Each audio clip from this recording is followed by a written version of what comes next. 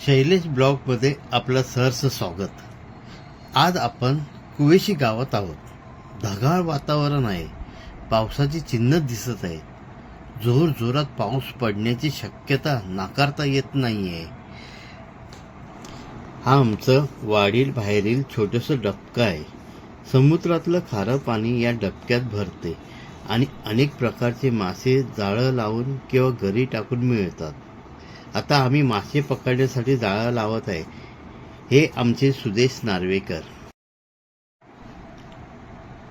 आणि हा रितेश।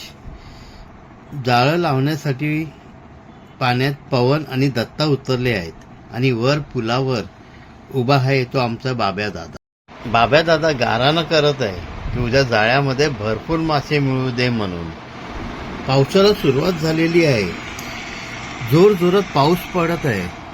आनंदमय क्षण आहे हा। संध्याकाळचे 6 वाजले आहेत। असा निसर्ग पाहण्यासाठी गावात जी मजा आहे ना ती मुंबईत नाही। मन कसं उडान होत आहे। सुखमय जीवन आहे हा।